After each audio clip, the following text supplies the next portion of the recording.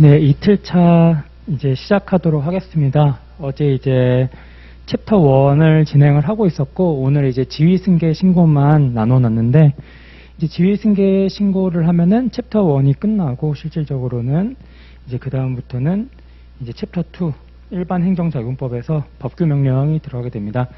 일단 지휘승계 신고는 크게 어렵지는 않습니다. 개념적으로는 이제 예를 들어서 양도인 갑이 뭐 패스트푸드점을 하고 있을 수도 있고, 아니면은 뭐 택시 운전사일 수도 있고, 하여튼 뭐 이런저런 영업을 하고 있을 수가 있잖아요. 그런데 그런 영업 같은 경우에는 국가에서 관리를 해야 되니까 어제 배웠던 신고를 해야 되고, 행정청에서 그거를 이제 관리를 하고 있을 겁니다.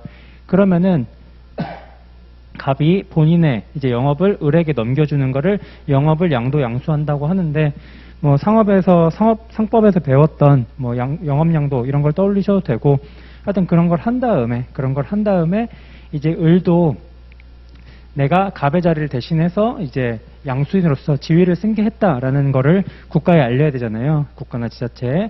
그렇게 해가지고 하는 거를 지위 승계 신고라고 합니다. 그래서 개념적으로는 양도인, 양수인이 있을 때 이 부분을 국가에게 알리기 위해서 하는 승계 신고라고 보면 되는데, 법률에서는 이 지위 승계 신고의 의미를 어떻게 보냐면은 이렇게 두 가지로 보고 있습니다. 첫째는 양도인의 지위를 취소하는 거고, 더 이상 이제 영업하는 사람이 아니게 되니까 그리고 양수인의 지위를 설정하게 된다. 이렇게 보고 있습니다.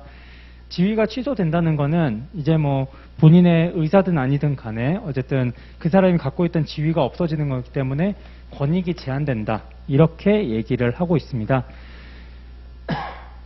그러면은 우리가 신고에서 이제 중요하게 논의되었던 것 중에 하나가 이제 수리 의무가 있냐 없냐, 수리를 요하는 것인지 아닌지 이런 게 논의가 됐었는데, 법원은 이제 지위에 변경이 있는 것이기 때문에, 법률관계 변경이 있는 것이기 때문에 수리가 필요하다 이렇게 보고 있습니다. 즉 이제 최초에 이제 양도인이 영업 신고를 할 때 그게 설령 수리를 요하는 신고가 아니었다고 하더라도, 즉 수리를 요하지 않는 경우라고 하더라도 어쨌든 지위 승계가 신고가 있는 경우에는 변경 목적 때문에 수리가 필요하다. 즉 행정청에게 수리 의무가 인정이 되고, 수리 의무가 인정이 된다는 것은 어떤 의미인가요?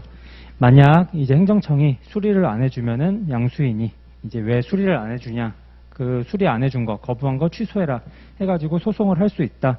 이렇게 생각을 하시면 되겠습니다.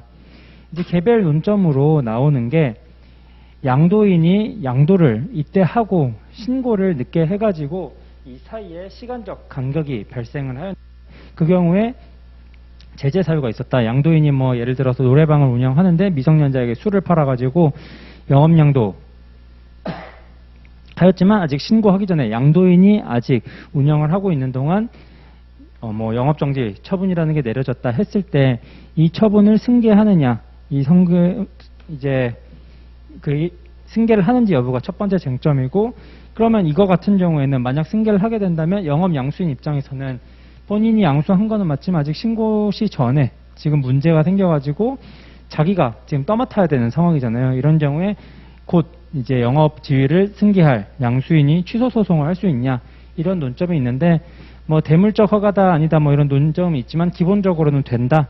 이렇게 생각을 하시면 됩니다. 즉 양도인이 이제 양도한 후에 제재 사유가 생겼다고 하더라도 이제 양수인이 승계를 할 수 있다. 다만 영업 양수인이 이 사실을 정말로 몰랐다, 선이다, 이런 경우에는 뭐 안 된다, 이런 예외적인 판례가 있습니다. 그리고 취소 소송 같은 경우에도 어차피 이제 이거를 신고해가지고 수리가 되면은 양수인이 이 영업을 해가지고 벌금을 내게 되는 거죠. 그렇기 때문에 이제 양수인에게 취소 소송을 할 수 있는 자격, 원고 적격이 인정이 된다. 우리가 일단 이렇게 알고 넘어가도록 하겠습니다. 뭐 승계 같은 경우에는 왜 승계하는지 좀 의문이 있으실 수는 있겠지만은 이렇게 되면은 양도인이 제재 사유가 생긴 다음에 바로 양수인에게 넘겨가지고 제재 사유를 탈피할 우려가 있기 때문에 이제 승계를 해가지고 이제 어쨌든 잘못을 교정하려고 하는 그런 국가의 목적이 있다. 이렇게 생각을 해주시면 되겠습니다. 그러면은 일단 이 정도로 틀만 잡고 한번 책에서 자세한 내용을 볼 건데요. 책 같은 경우에는 38쪽 23번 쟁점 지위승계 신고를 펼쳐주시면 되고, 로마자 1번에 신고 및 수리의 법적 성격에서는 문제점 양업 양도시 이제 양수인이 신고하도록 한 경우가 있다. 신고의 성질이 무엇인지 문제가 된다라고 해가지고 학자들은 어떻게 얘기를 하고 있냐. 양도 대상이 된 영업의 법적 성질에 따라서 판단을 해야 된다. 그래서 신고는 허가 신청, 수리를 요하는 신고의 영업양도에서는 수리를 요하는 신고로, 수리를 요하지 않는 신고업의 영업양도에서는 신고는 수리를 요하지 않는 신고로 보아야 한다. 이렇게 써 있는데 이게 무슨 말이냐면은 이 대법원처럼 이렇게 두 개가 합쳐져 가지고 변경하는 그걸로 보는 게 아니라 아까 잠깐 얘기한 것처럼 영업 신고를 할 때 수리를 요하지 않는 거였으면은 지위승계 신고를 할 때도 수리를 따로 요할 필요가 없다. 수리를 요하는 것이었다면은 그때도 수리를 하면 된다. 이런 식으로 해가지고 최초에 이 갑이 양도인이 받았던 신고의 성질에 따라 가지고 그냥 똑같이 판단을 하면 된다. 이게 이제 학설의 입장인 거고요. 법원의 입장의 경우에는 3. 판례 영업양도에 따른 지위승계 신고를 수리하는 허가 간청의 행위는 그 아래 실질에 있어서 양도자의 사업허가를 취소함과 아울러 양수자에게 적법히 사업을 할 수 있는 권리를 설정하여 주는 행위, 그래서 사업허가자의 변경이라는 법률 효과를 발생시키는 것이다 라고 해가지고 법률 효과의 변경, 이 부분을 우리가 일단은 기억을 해두면 되겠습니다. 법률 효과라는 거는 우리가 이제 민법에서는 채권 채무의 발생, 변경, 소멸 이런 걸 얘기하는 거고, 여기서도 이제 권리 의무의 발생, 변경, 소멸 이런 거를 얘기를 하는 거겠죠. 그래서 이거 같은 경우에도 이제 객관식 문제로 나왔었다. 변시 의시험 2021년에 8모랑 이제 신무에서 나왔었다는 걸 우리가 간단히 체크를 할 수가 있을 것이고, 로마자 2번에 지위승계 신고에서 수리를 거부할 수 있는지 여부. 그래서 이 부분 수리를 해야 되냐 했을 때 기본적으로는 두 번째 줄을 보시면 행정청이 다른 사유를 들어 수리를 거절할 수 없다라고 돼 있다. 없다. 그래서 수리 의무가 인정된다. 이렇게 보면 될 것 같고, 로마자 2번에 수리를 거부할 수 있는지 여부 옆에는 거부할 수 없으니까 X자를 해가지고 나중에 볼 때 좀 빠르게 넘어갈 수 있도록 체크를 해두시면 될 것 같고요. 그 아래 로마자 2가 다시 나왔죠. 로마자 3으로 고치겠습니다.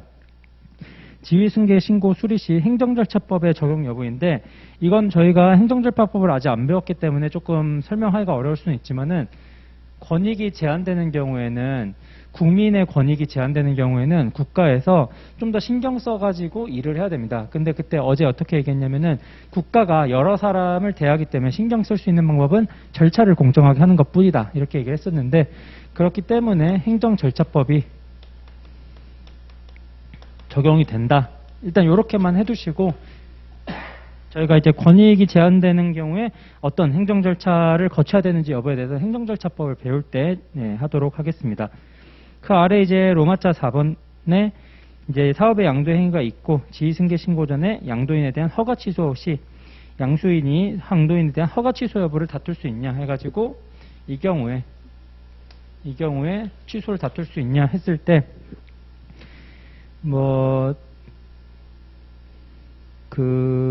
문장을 한번 읽어보죠. 상민법령이 법률이 수허가자, 허가 받은 사람의 명의 변경 제도를 두고 있는 취지, 지위승계 신고랑 같은 거죠. 명의를 바꾸는 거잖아요. 양도인 명에서 양수인 명의로.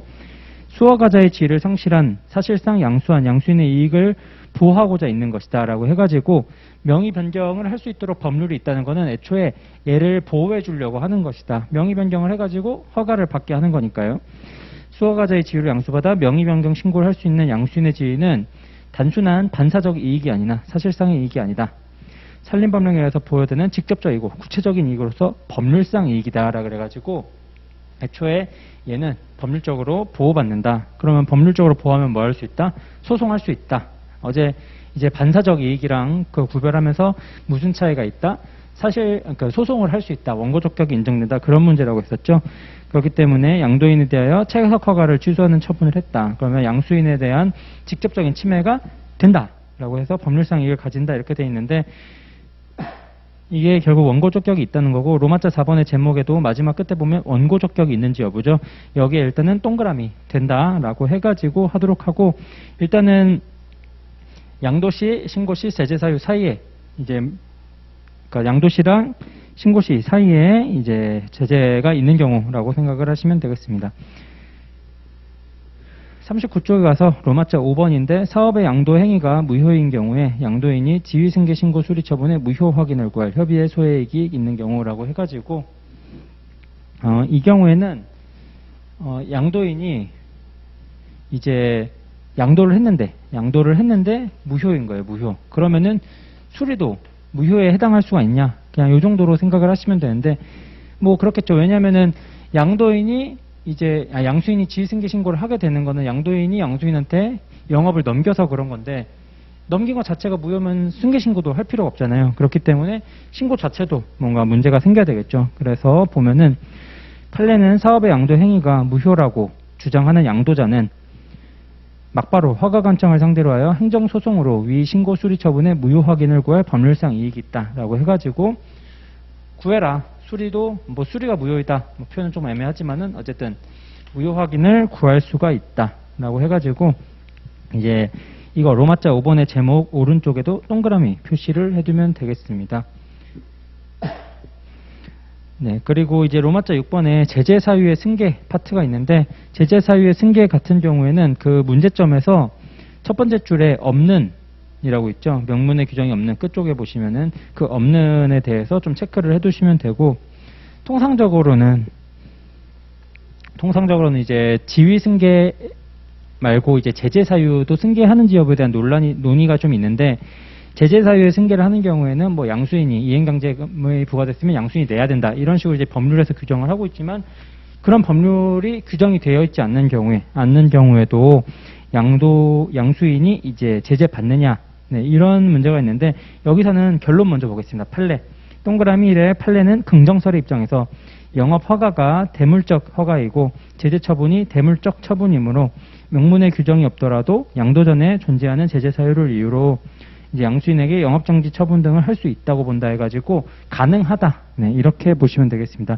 대물적 허가라는 거는 영업 허가를 할 때 그 뭐 예를 들어 노래방 영업이다. 그러면은 이 노래방이라는 사물, 뭐 사건, 물건에 대해서 허가를 한다. 반대로 사람에 대해서 그 사람을 대상으로 해가지고 하는 거를 대인적 처분이다. 이런 식으로 우리가 얘기를 하고 뭐 제재 처분 같은 경우에도 대물적 처분이니까 된다. 이렇게 표시가 돼 있는데 일단은 승계가 된다라는 긍정설의 입장이다 해가지고 판례 옆에 동그라미 표시를 해가지고 나중에 볼 때 결론만 보고 넘어가는 걸로 하고 이 문제 이 판례 같은 경우에는 그 판시상 뒤쪽을 보시면은 모의고사에서 이제 객관식으로 나왔었는데 사법시험 2015년에 사령으로 한번 나왔었죠. 그래서 사령으로 한번 나왔던 것이다. 네, 이런 걸 한번 체크를 해두고 다만 아까 말한 것처럼 선의인 경우에는 이제 재량권을 일단부터 위법할 수 있다. 안 된다. 학설은 뭐냐면은 일단은 기본적으로 우리가 딱 생각해도 좀 이상하게 느껴질 수가 있잖아요. 아니 왜 양도인이 잘못했는데 양수인이 처분을 받아야 되냐 이런 부분이 문제가 될 수 있기 때문에 이제 부정설 그러면 안 된다는 부정설이 있었고 아까 말한 것처럼 제가 간단히 설명한 것처럼 그렇게 안 하면은 이제 법을 회피하려고 양도를 해버리고 지위승계 신고를 해버리는 그런 문제가 발생할 수 있다라고 해가지고 긍정설이 있는 거예요. 그리고 이제 대물적인 경우에는 절충설의 입장은 뭐냐면은 대물적인 경우에는 물건에 대한 노래방 자체에 대한 경우에는 이제 승계가 안 되지만은 승계가 되지만은 만약 그 양도인이 뭔가 잘못한 인적 사유로 인한 경우에는 승계가 안 된다. 뭐 이런 논의가 있는데 기본적으로는 일단 대법원은 긍정설의 입장이다. 이렇게 우리가 기억을 하도록 하겠습니다. 뭐 검토 같은 경우에는 이제 이런 점을 고려했을 때 학설이나 판례 중에 어떤 게 옳다. 네, 이런 내용으로 보시면 되고 이 제재 사유의 승계 같은 경우에는 16년, 17년에만 나왔었기 때문에 일단은 넘어가도록 하겠습니다. 네, 이렇게 해가지고 이제 지위 승계 신고까지 해가지고 챕터 1이 끝났다.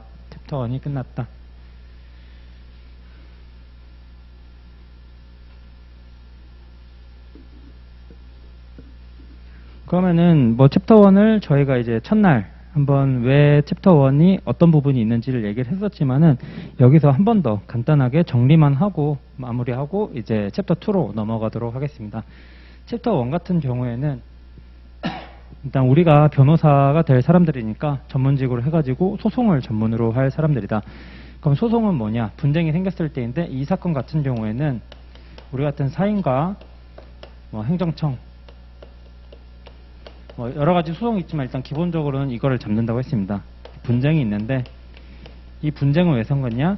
민법의 경우에는 두 사람 간에 계약을 해가지고 채권 채무를 특히 불이행한 경우 그런 경우에 문제가 생기지만 이 경우에는 행정청이 사인한테 일방적으로 뭔가 처분을 했는데 뭐 영업정지를 한다든가 영업취소를 한다든가 얘가 받아들일 수 없어가지고 취소를 해달라라고 해가지고 처분이 문제가 된다. 처분이라는 행정청의 사인한테 하는 것인데 이런 경우에 이 처분을 취소해달라는 소송을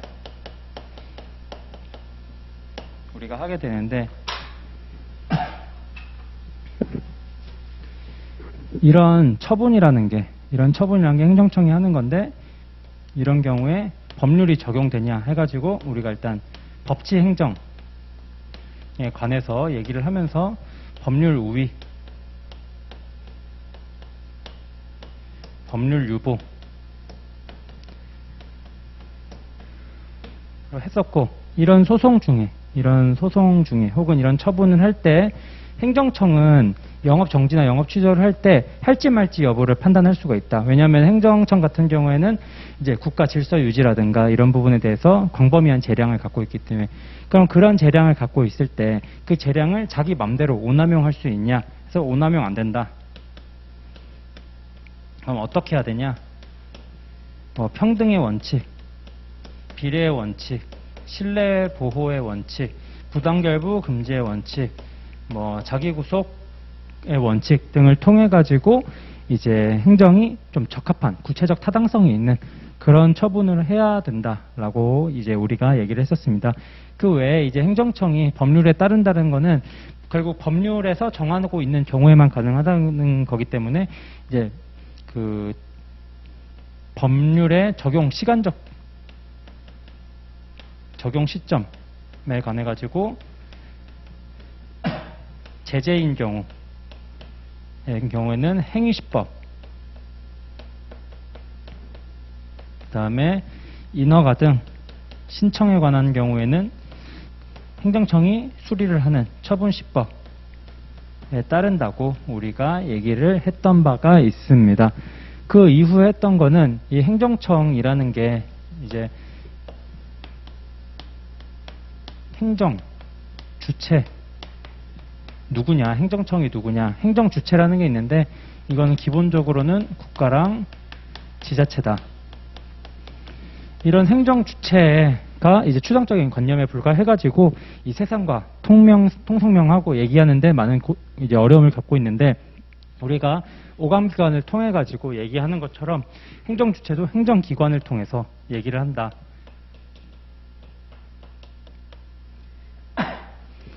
그런데 이 행정기관 중에서 특별한 애가 있는데 바로 의사결정을 하는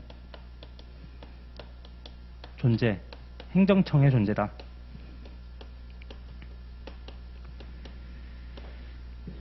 우리가 이제 사인이 처분을 받고 이런 거는 일방적이고 단독행위로서 이제 국권적으로 내려찍는 행동이기 때문에 그거를 할 수 있는 거는 이 의사결정을 할 수 있는 행정청밖에 없다. 예를 들어서 서울특별시에서 이제 뭔가 문제를 삼아가지고 영업정지를 한다거나 한다면은 행정주체에 해당하는 지자체, 즉 서울시가 직접 하는 게 아니라 거기에서 의사결정기관은 누구죠? 의사결정하는 거 서울시 대빵, 서울시장이 하는 것이다. 그래서 행정청의 경우에는 어떤 부분에서 중요하냐? 소송을 할 때 얘가 지금 처분을 했던 거니까 얘가 피고가 된다는 점에서 중요하다고 했었고 그 외에 공공단체, 공무수탁사인 이런 걸 했었는데 쟁점 자체는 조금 중요할 수 있지만 일단 우리가 틀을 익히는 과정, 기본 강의에서는 그냥 알고만 있으면 되기 때문에 해서 넘어가겠습니다. 그냥 알아야 될 부분은 공무수탁사인의 경우 그리고 협의회 공공단체의 경우 주체와 행정청이 하나가 된 케이스이다.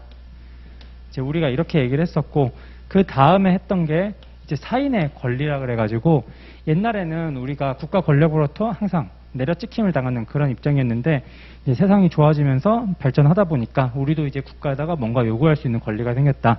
그래서 우리가 이제 민법상 계약을 통해서 얻는 채권 같은 걸 사건이라고 하는데 여기서는 국가와의 관계에서 공법적인 관계에서 달라고 하는 거니까 이거를 공권이다. 이렇게 얘기한다 그랬고 행정청이 가만히 있을 때 야 대답이라도 좀 해줘라 라고 하는 거를 무하자 재량 행사 청구권이라고 했고 스토킹을 당해가지고 생명, 신체, 재산에 위험이 생겼는데 경찰한테 신고를 해도 경찰이 출동을 안 하더라. 그게 말이 되냐? 경찰한테 출동해달라. 이 상황에 개입을 해달라고 할 수 있는 거를 행계청, 행정개입 청구권이라고 해가지고 우리가 얘기를 했었습니다. 그리고 이런 권리와 별개로 이제 사인이 이제 국가와의 관계에서 하는 행위, 마치 우리가 계약을 법률 행위라고 해가지고 서로 체결을 하는 것처럼 사인이 행정청에다가 뭔가 신고를 하거나 신청을 할 수가 있는데 예를 들어가지고 뭐 사직을 한다든가 공무원이 혹은 우리가 영업신고를 한다든가 이런 부분을 사인의 공법행위라고 하는데 거기서 문제가 되는 거는 이제 민법상 의사표시에 관한 부분을 적용할 수 있냐 결론적으로는 공법행위에서 유용하게 쓸 수 있는 부분만 적용 가능하다라고 했었고 그 다음에 신고에 대해서 자세하게 배웠죠. 그래서 신고 같은 경우에는 수리를 요하는 경우와 수리를 요하지 않는 경우가 있는데 수리를 요하는 경우에는 수리를 해야 되니까 수리에 대해서 수리를 거부하는 경우에 그걸 취소해달라고 할 실익이 있고 수리를 요하지 않는 경우에는 어차피 신고한 걸로 바로 효력이 생기니까 이제 우리가 설령 거부를 당하더라도 그건 무시하고 그냥 하면 된다. 다만 수리를 요하지 않는 신고의 경우에는 형식적인 혹은 이제 제출해야 되는 첨부 서류 이런 거는 다 갖춰서 내야 되기 때문에 그런 걸 제대로 안 한 경우에는 즉 신고 자체에 하자가 있는 경우에는 그 하자로 인해서 이제 신고했다고 생각한 부분이 불법한 영업이 될 수 있다라고 해가지고 수리를 요하는 신고와 수리를 요하지 않는 신고에 대해서 했었고 지휘승계는 방금 했으니까 넘어가도록 하겠습니다. 그래서 사실은 어제 하루 동안 했던 게 나중에 이제 핵심 강의 같은 데 가면은 이렇게 한 10분 정도면은 이제 정리가 되는 그런 부분이다. 이렇게 생각을 하시면 될 것 같고요. 이제 이 다음부터는 법규명령, 행정규칙 뭐 이런 행정입법이라는 거에 대해서 우리가 얘기를 해보도록 하겠습니다. 책 같은 경우에는 이제 지휘승계 신고 다음 페이지로 넘어가야 되겠죠. 그래서 40쪽으로 넘어가면은 이제 법규명령이라는 게 바로 나오는데 간단하게 이제 얘기를 하면은 지금부터 하는 거는 일반 행정작용이라 그래가지고 뭐 행정주체나 행정청이 어떤 행동을 하는 그런 거를 얘기합니다. 그럼 여기서 제일 먼저 나오는 게 이제 행정입법인데 행정입법은 표현에서도 아셨지 행정에 쓰는 법률을 이제 세운다 해가지고 입법부의 활동이랑 비교를 해서 하면 되는데 이제 여기에서 말하는 법은 사실 법률은 아니고 뭐 법규명령, 행정규칙과 같이 행정에서 이제 행정주체나 행정청들이 이제 자기 행동을 할 때 어떤 기준이 되는 규범을 얘기를 하게 됩니다. 그러면은 이 행정입법이 왜 필요하냐?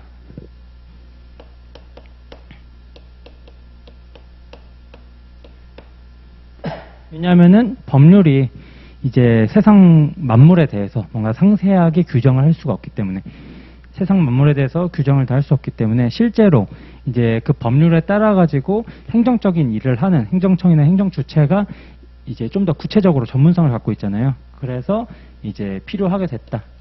이 정도로만 우리가 당위성을 기억을 하고 있으면 될 것 같습니다. 그러면은 이 행정입법에는 어떤 종류가 있냐라고 해가지고 제일 이제 기본적으로는 법규명령 그리고 행정규칙이 있다고 얘기하는데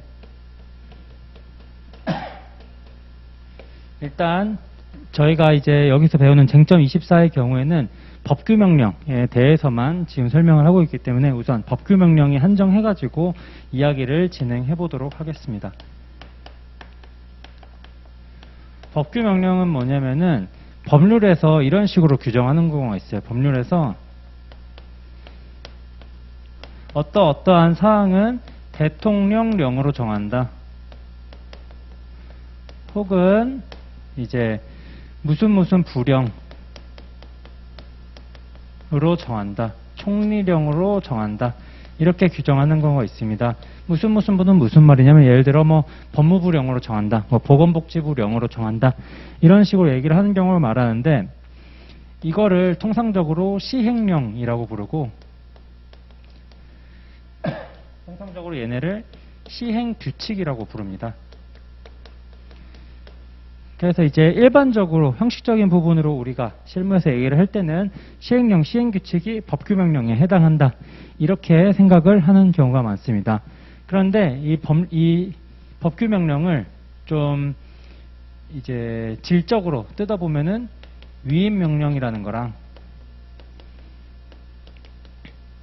집행명령이라는 게 있는데, 위임명령이라는 거는 법률로부터 위임을 받아가지고 이제 뭔가 만들라는 거예요. 새로운 거를. 예를 들어가지고 이제 우리가 국가계약법이라고 해가지고 국민이 국가와 어떤 계약을 하려면은 그 계약법에 있는 내용을 따라서 해야 되는데, 만약 그거를 할 때 이제 국가를 속여가지고 입찰을 하게 되면, 국가를 속여서 계약을 성공하게 되면은 국가가 그걸 알아낸 경우에 이제 그 속인 놈한테 너 앞으로 뭐 몇 년 동안 우리랑 계약 못해 라고 해가지고 제재를 할 수가 있는데, 그거를 부정당업자 제재라고 합니다.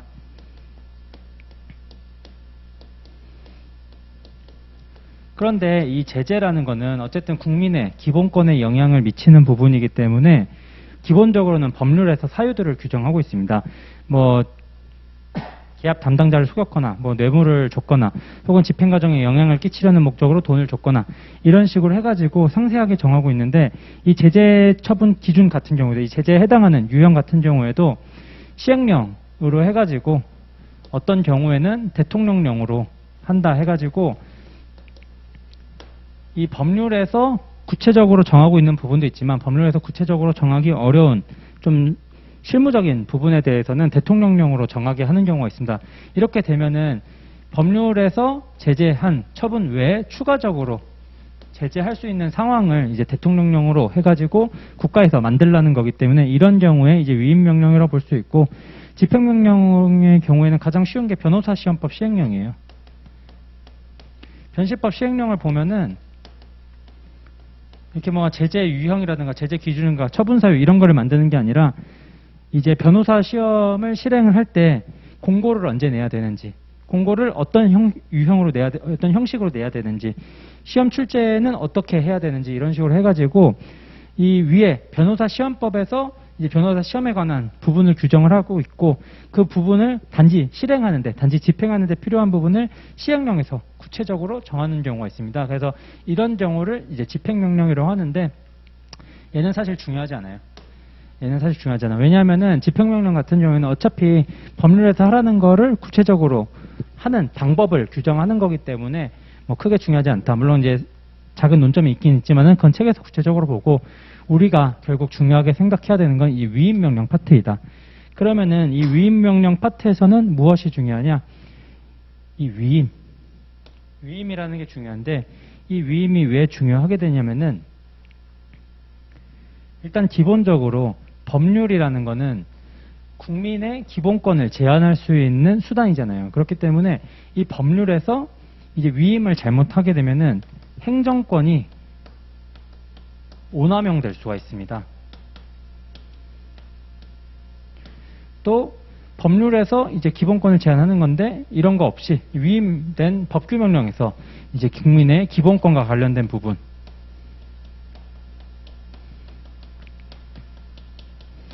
을 규율하게 되는 문제가 생길 수도 있고, 그 외에는 이제 위임이라는 건 결국 법률이 살아있어야 된다는 건데, 법률이 개정되거나 폐지되는 경우에 일정한 문제가 생길 수가 있습니다. 그러면은 이 행정권의 오남용은 어떻게 막을 수 있냐? 일단은 위임의 필요성이 있는지 판단을 해가지고 위임을 해야 될 것이고, 그 다음에는 위임을 했을 때 행정권이 남용할 수 없도록 구체적인 기준을 예측할 수 있게 만들어야 되겠죠. 이거를 예측 가능성이라고 합니다.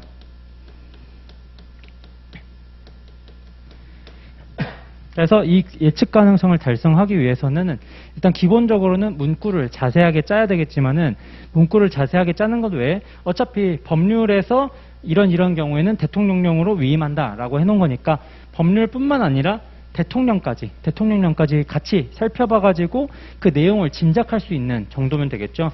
그래서 그 정도로 이제 구체적이면 된다. 해가지고 이런 기준을 뭐라고 하냐면은 포괄위임 입법 금지라고 합니다.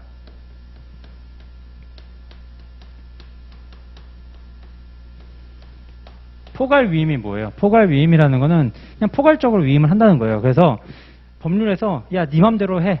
행정권, 대통령령으로 네 맘대로 정해. 이렇게 하는 걸 포괄위임이라고 하는데 이거를 하게 되면은 결론적으로 행정권이 오남용돼서 피해는 누가 보는 거죠? 국민이 지게 되는 거죠. 그런 거를 방지하게 해서 일단 위임 필요성이 인정되는지 여부를 우리가 판단을 하고 필요성이 인정돼서 이제 만들게 되면은 국민들이 그걸 예측할 수 있도록 하는 것이 타당하다라고 하는 게 이제 포괄위임 입법 금지 원칙으로서 행정권의 오남용을 막는 파트의 하나이다. 기본권 관련 부분 같은 경우에는 기본권에 영향이 있는 부분은 어떻게 해야 된다고 그랬죠? 우리가 어제 의회 유법 원칙이라 그래가지고 국민의 대표자인 이제 국회에서 해야 된다라고 해가지고 법률로 직접 정해라 이렇게 되어 있습니다. 그래서 그렇게 되는 거고 해서 했던 게 뭐 KBS 수신료 판례라 그래가지고 공영방송의 이제 공정성을 위해서 돈에 허덕이면 힘들어 그 뭐 공영방송의 지위가 뭐 문제될 수 있거나 민주주의에 문제될 수 있기 때문에 수신료 같은 경우에는 입법부에서 정해야 된다 이런 내용이 있었던 거죠.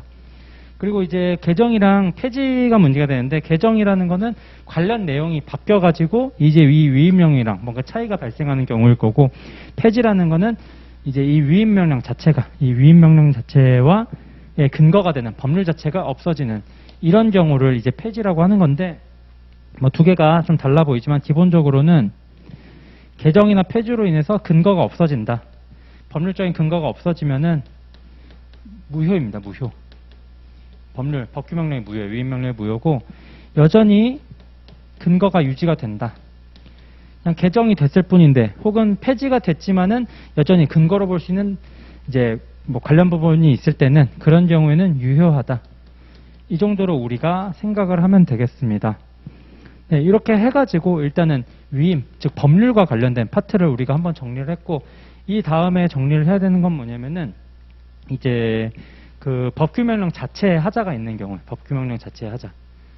법규명령 자체. 그러니까 얘 자체에 대한 하자인데 이 하자라는 거는 결국은 법률에서 위임한 부분을 초과한 경우가 문제가 된 거죠. 예를 들어서 부정당업자 제재를 할 때 뭐 예를 들어 뇌물 바친 놈한테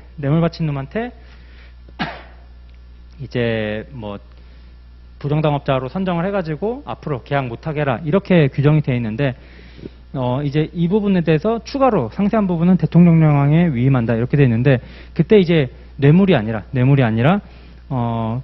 계약서에서 이제 부담해야 되는 비용이 있을 때 이제 그 부분을 비용을 부담하지 않는 자도 이제 뭐 처벌하라 이런 식으로 해가지고 여기서 위임한 내용과 완전히 다른 부분을 이상하게 위임한 경우 그런 경우가 하나 있을 것이고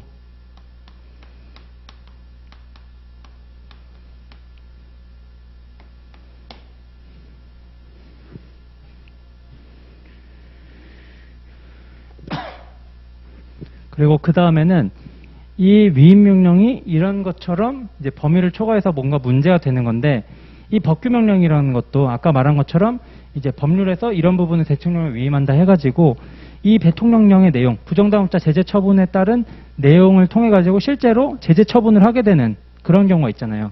그래서 그러니까 하자 있는 법규명령에다가 에 근거한 행정처분이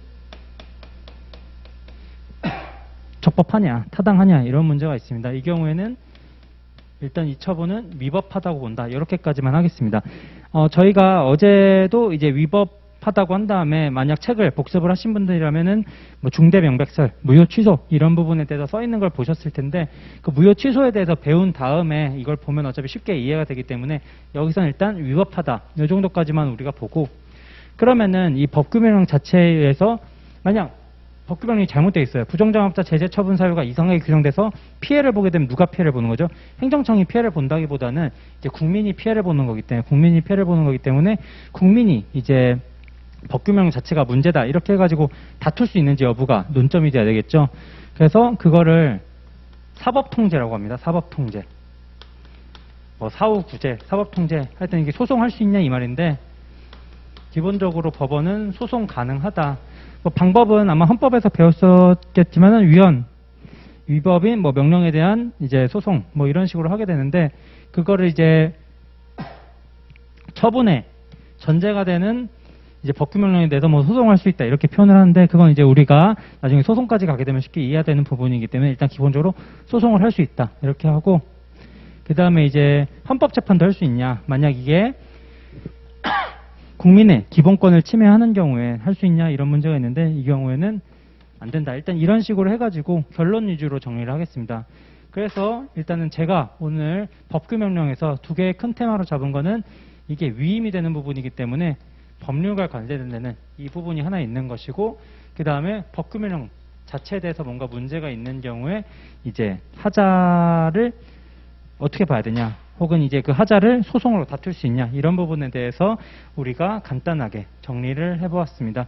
그러면은 책으로 넘어가서 이제 40조의 24 법규명령인데 로마자 1번에 뭐 의 및 종류라고 해가지고 법규명령은 행정권이 정립하는 일반적, 추상적 규범으로서 법규의 성질을 가지는 규범을 의미한다 이렇게 되어 있는데 여기서 이제 일반적, 추상적이라는 의미를 우리가 지금 짚고 넘어갈 필요가 있어요. 왜냐면은 나중에 이제 처분에서는 구체적, 개별적이라는 표현이 나오기 때문에 그거랑 대비해서 일반적, 추상적이라는 걸 우리가 이해할 필요가 있는데 이거는 제가 드렸던 이제 프린트가 있잖아요. 그 프린트를 보시면은 행정법 용어의 정리였나? 하여튼 그런 그 페이지가 있습니다. 어차피 4페이지 정도밖에 안 되는 자료니까 거기를 보시면은 이제 일반의 경우에는 특정한 사안에서 이제 상대방이 되는 사람이 특정되지 않은 경우를 얘기를 하는 거고 추상적이라는 거는 이제 그 사건이 특정되지 않은 경우다. 뭐 이런 식으로 제가 의미를 써놨을 겁니다. 그래서 이제 일반적이랑 추상적의 의미를 간단하게 여기서 예시로 들어보는 게 가장 쉬울 것 같은데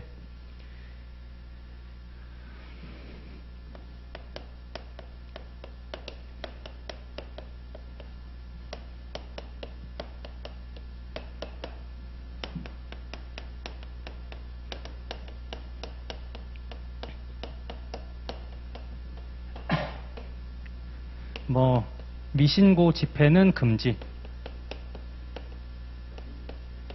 하게 되면은 하여튼 집회하는 사람을 하지 말라는 거잖아요. 그렇기 때문에 이런 경우엔 그 사람에 대한 일반적인 이제 뭐 명령에 해당한다 이런 식으로 볼 수가 있는 거고 눈이 올 때마다 집 앞을 쓸어라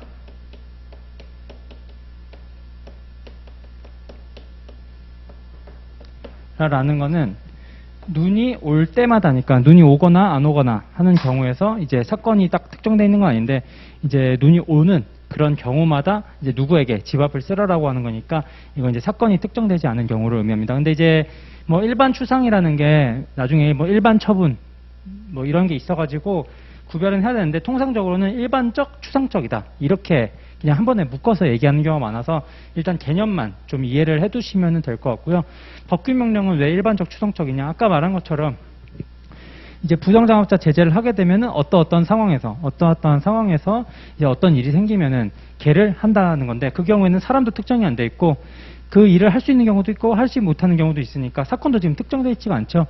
그래서 통상적으로는 그냥 아무한테나 아무 상황에서나 어떤 상황이 발생하면 그 상황을 한 사람에게 어떤 일을 해라 이렇게 돼 있는 거를 일반적, 추상적이라고 하고 뭐 법규명령의 경우에도 항상 일반적, 추상적인 건 아니고 나중에 이제 오늘 판례로 간단하게 나오는데 두빌분교를 폐지한다라는 내용의 조례가 있어요. 조례. 뭐 조례는 지금 배우진 않았지만 그런 경우에는 이제 그 건물 자체를 부시는 거기 때문에 그 경우에는 이제 행정명령, 그러니까 법규명령의 급에 해당하는 조례지만은 일반적, 추상적이지는 않다.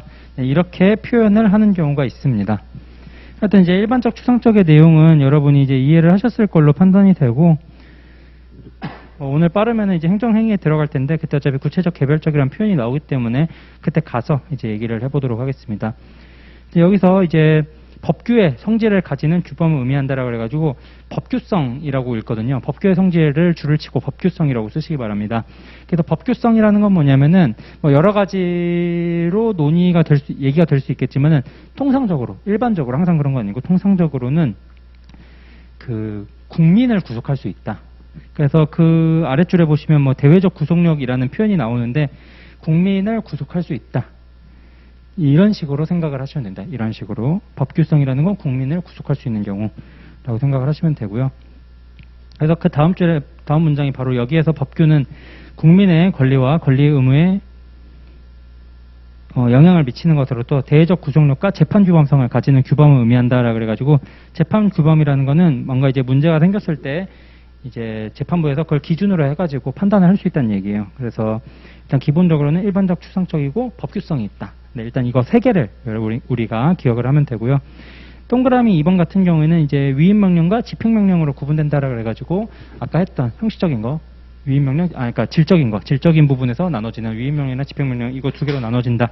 이거에 대해 써 있는 거고, 위임명령이랑 집행명령에 대한 이제 설명이 있는데 그냥 예시로 기억을 하시면 되고, 이거를 구별하는 객관식이 딱 한 번 나온 적이 있었는데 그 이후로 안 나왔어요. 그리고 그 문제가 좀 의미가 있는가, 솔직히 말하면 그런 생각도 있고, 솔직히 말하면은 그게 아마 변호사 시험이 아니고 모의 시험이었던 걸로 기억을 하는데 구별할 필요 없고, 일단 우리는 기본적으로 위임령, 지금부터 하는 논의들은 대부분 위임명령에 의한 것이라는 걸 기억하고 넘어가도록 하겠습니다.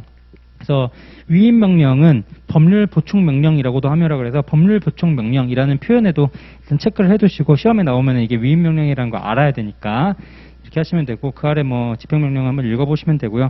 그 다음에 이제 동그라미 3번에 맨 아래에서 두 번째 줄, 실정법으로는 대통령령, 총리령, 부령이 있다라고 해가지고 얘기했었죠. 그래서 엄밀히 말하면 실무상에서는 뭐 위임명령, 집행명령 이런 구별보다는 시행령, 시행규칙으로 해가지고 이제 우리가 일을 할 때 찾아보는 경우가 많습니다.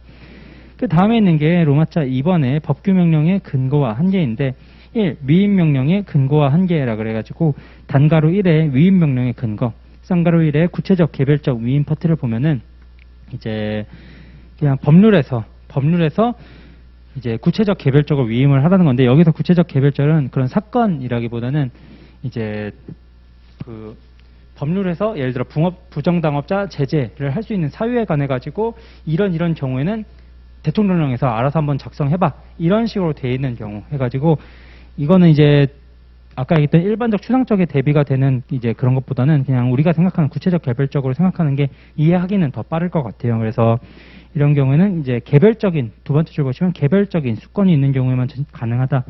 이게 법률을 찾아보시면은 뭐 대통령령으로 정한다, 뭐 보건복지부령으로 정한다, 이런 식으로 써 있는 경우가 많아서 이게 예시를 보면은 더 쉽기 때문에 제가 이제 만약 인강으로 올라가게 되면은 그거에 대해서는 자료를 뭐 드리든지, 아니면 여러분이 지금 이제 인터넷 강의로 들으실 거잖아요. 그러면은 잠깐 멈추신 다음에 이제 뭐 아무 법이나 쳐보십시오. 뭐 신재생 에너지법 이런 걸 치면은 그 법률에 들어가면은 대통령령으로 정한다, 뭐 산업통상부 령으로 정한다, 이런 식으로 써 있는 부분이 있어요. 그게 하이퍼링크가 돼 있기 때문에 그걸 한번 눌러보시면은 네, 좋겠습니다. 제가 이제 그런 거를 사실 보여드리면서 기본 강의를 하고 싶은 꿈이 있었는데, 전자칠판 같은 경우에는 인터넷이 안 되고, 이렇게 하게 되면은 어차피 인터넷이 안 되잖아요. 그래서 그게 이제 제가 보여드리는 건 불가능하고, 뭐 자료로 PDF 파일로 따서 드려도 되겠지만 여러분이 직접 보시는 게 더 빠르게 이해가 되지 않을까, 그렇게 판단이 됩니다. 읽어보면은 아까 얘기했던 뭐 집행명령, 위임명령 이런 부분에 대한 설명도 좀 더 이해가 잘 될 겁니다.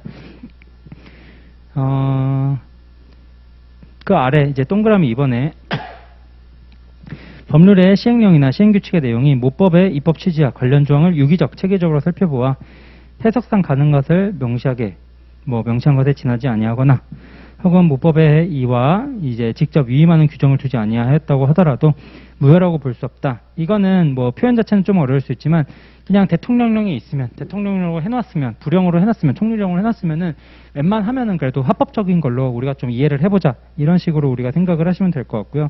그 다음에 쌍가로 2의 근거법령의 적법성은 일단은 법규명령 뭐 개정 폐지나 아니면 이 하자 파트랑 관련이 있을 수가 있는데 하여튼 법률이 적법해야 된다는 거예요. 법률이 적법하지 않으면 안 되잖아요. 법률이 잘못되어 있으면은 그 법률에 근거한 이 법규명령 자체도 이제 무효기 때문에 이제 안 된다는 거고, 그리고 이제 뭐 두 번째 줄의 판례 입장은 뭐냐면, 판례 입장이 뭐냐면은 법규명령을 제정을 할 때는 관련된 법률이 없었어요. 그러니까 이제 법규명령을 마음대로 제정한 거야. 근데 그 후에 법률이 제정이 되거나 법률이 개정이 되면서 법규명령의 내용이 될 수 있는 근거를 법률에도 규정했다. 예를 들어서 처음에 만들 때는 뭐뭐를 대통령령으로 정한다, 이런 문장이 없었는데 그걸 이제 대통령령으로 마음대로 만든 거지. 일단은 일을 해야 되니까. 왜냐면 법률에 있는 내용을 이제 뭐 실행을 하려면 어쨌든 행정부에서 뭔가를 해야 되는 거잖아요. 그래서 일단은 행정입법으로 자기들이 세워서 했는데 그게 이제 논란에 시달린 거야. 아니 법률에 규정이 없는데 왜 그렇게 했냐. 그랬는데 그 이후에 뭐 입법부에서 그걸 알았는지 몰라도, 혹은 이제 관련 부처에서 그런 법률 개정안을 냈는지는 몰라도, 그렇게 해서 개정안이 생기면 어떻게 된다? 그때부터 유효하다. 그때부터 유효하다라고 해가지고, 이거는 우리가 그 민법상 무효 추인의 법리랑 비교를 해보시면 될 것 같아요. 민법에 보면은 이제 무효 같은 경우에는 원칙적으로는 추인이 안 되지만 그 추인이 된다는 조문에서 규정하고 있는 게 내용이 뭐냐? 법률의 경우에는 그 무효인 법률 행위의 경우에는 이제 추인이 불가능하지만은 관련돼 가지고 이거를 추인할 수 있는 형태, 무효 원인이 사라진 형태의 새로운 계약이 체결이 되면은 그때부터는 유효한 것으로 볼 수 있다 해가지고 무효 추인의 법리가 있지 않습니까? 그냥 그런 느낌으로 읽으시면 될 것 같습니다. 그리고 뭐 그 다음에는 뭐 당연히 원래는 이제 근거가 있었는데 폐지가 됐다. 그래서 근거가 없어지면은 무효가 된다 해가지고 이거는 당연한 거고. 네, 그리고 네, 그런 식으로 일단 해가지고 이 파트를 우리가 읽어보면 되겠고요. 그 아래 단가로 2에 위임명령의 한계라고 해서 쌍가로 1에 상위법령의 수권상의 한계라는 표현이 있는데, 수권이라는 거는 우리가 어디서 봤죠? 민법에서 대리할 때 봤죠? 권한을 수여하는 거잖아요. 그래가지고 법률에서 이제 법규명령에다가 대통령령에다가 이제 이런 부분에 대해서 하는데, 너무 니네 한계라는 건 뭐예요? 어디 이상은 하지 말라는 거잖아요. 니네 맘대로 하지 말고 웬만하면 좀 우리가 정하는 내용을 지켜달라라고 해가지고, 이게 어떤 부분입니까? 이게 이제 여기서 보는 행정권의 오남용을 이제 방지하는 부분이에요. 그래서 그 다음 페이지 41쪽으로 가시면은 쌍가로 가에 중요사항의 위임 금지라고 돼 있는데, 중요사항의 위임 금지 같은 경우에는 그냥 그걸로 생각하시면 될 것 같아. 이 의회유보 원칙. 이 파트. 그냥 중요한 부분은 위임하지 마라. 법률에서 직접 정해라. 이런 의미고, 그 아래 이제 쌍가로 나에 포괄위임 입법 금지가 있잖아요. 포괄위임 입법 금지. 그래서 포괄위임 입법 금지 같은 경우에는 이제 그 쌍가로 A를 보시면 의의 해가지고 동그라미 1에 본질적인 것이 아니면 법규명령에 위임할 수 있다. 하여튼 그냥 기본권 관련된 것 외에는 이제 위임할 수가 있는데, 헌법 제75조는 구체적으로 범위를 정하여 위임할 수 있다고 규정해서 일반적, 포괄적 위임을 금지하고 있다. 이건 그냥 내용이 그렇다는 거고, 즉 예측 가능성이 있어야 된다. 이런 의미로 우리가 받아들이면 되겠습니다.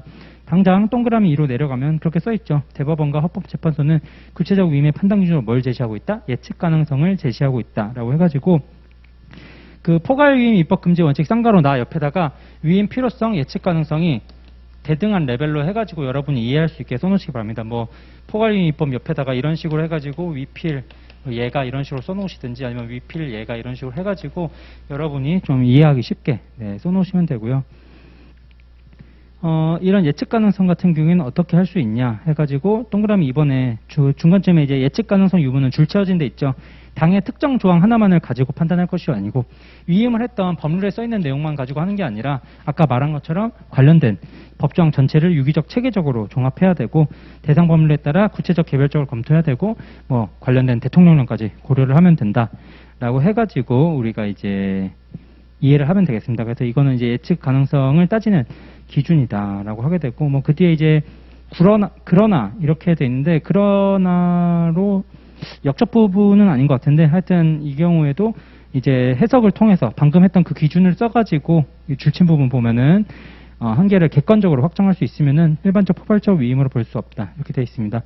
그 아래 이제 쌍가루 B는 구체성의 정도라 그래서 구체성의 정도라 그래가지고 아까 예측 가능성이 이제 구체성의 이제 상위 목차 정도 되는 건데 이제 구체성의 정도라는 거는 이 포괄위임법 금지가 사실 최근까지 엄청 많이 시험 문제로 나오고 요즘 법리적 발전을 거듭하고 있는 분야인데 엄밀히 말하면 행정법 논점으로만 보기는 어렵고 헌법에서 사실 더 중요한 논점입니다. 근데 여기서 나오는 쌍가루 B의 구체성의 정도는 행정법에서 특히 중요한 부분이에요. 행정법에서만 논의된다고 해야 되나? 그래서 나중에 헌법까지 하게 되면은 이제 더 자세히 알게 되시겠지만 구체성의 정도. 그때 우리가 얘기한 것처럼 행정권의 행사 같은 경우에는 침해, 영업 정지, 영업 취소 같은 게 있고 보조금 지급하지 수익, 급부에 해당하는 게 있어서 침해랑 급부가 있는데 뭐 침해의 경우에는 국민의 기본권을 제한하는 거니까 좀 더 예측 가능성이 있어야 되겠죠. 네, 더 구체적이어야 되고 하여튼 더 구. 급부형 경우에는 좀 덜 해도 된다. 네, 이 정도로 이해를 하면 되겠습니다.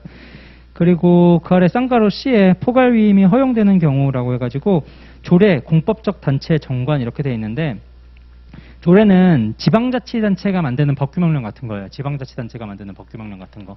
지자체. 근데 우리나라는 지자체에 대해서 그 큰 자유를 주고 있잖아요. 그렇기 때문에 그런 경우에 포괄위임 해도 된다. 지자체 내에서는 지자체장이 좀 알아서 해라. 네, 이 정도로 우리가 생각을 할 수가 있을 것 같고 공법적 단체 정관은 뭐냐면 그냥 공사공단에서 정관 만들 때 니들이 좀 알아서 만들어라. 네, 이런 식으로 생각을 하면 되겠습니다. 그래서 그런 경우에는 뭐다? 포괄위임 입법 금지 원칙이 적용되지 않는다. 그런 경우에는 안 된다라는 거고 다만 이제 중요한 거는 아래서 그 쌍가루 C에 아래서 한 두 번째 줄 정도인데 국민의 권리 의무에 관한 기본적이고 본질적인 사항은 국회가 정하여야 한다라고 해가지고 이거는 적용이 된다는 거야. 이거는 적용이 된다. 예를 들어서 그 KBS 같은 경우에도 한국방송공사잖아요. 그런 경우에도 수신료는 뭐라고 했죠? 법률에서 정한 대로 해야 된다고 그랬죠? 네, 그런 걸로 하시면 되고 그 아래 쌍가루 2의 재정상의 한계라 그래서 쌍가루 가의 내용상의 한계는 아까 요거예요. 요거. 그 화면이 넘어가야 되나요? 하여튼 요 부분인데 위임 범위를 초과하면 안 된다라고 해가지고 이제 책에 있는 내용이고 그 다음에 쌍가루 나의 42쪽에 가서 쌍가루 나의 법령의 조례 위임 사항 규율 금지라고 돼 있는데 그 지자체 같은 경우에는 이제 자치입법권이 강화된다. 니들 맘대로 해도 된다. 대충 이런 정도로 일단 이해를 하고 저희가 어차피 지방자치법도 중요한 파트 중에 하나로 하기 때문에 그때 보도록 하고요. 그 쌍가루 다의 이제 재위임의 가능성과 한계라 그래가지고 대통령령으로 한번 위임이 됐는데 여기도 한 번 더 위임이 될 수 있니? 라고 하는 질문에 대해서 이제 일단은 위임을 할 수는 있는데 그 경우에도 포괄위임 입법 금지 원칙은 아니지만 이런 것처럼 해가지고 좀 대강의 내용을 구체적으로 해가지고 재위임이 된다. 이 정도로 해가지고 넘어가도록 하겠습니다. 그 아래 이제 집행명령의 근거와 한계 같은 경우에는 그때 말씀드린 것처럼 아까 말씀드린 것처럼 한번 읽어보시고 로마자 3에 하자 있는 법규명령의 효력 무효 같은 경우에는 저희가 한 5분 쉬고 한 3시 정도부터 하도록 하겠습니다.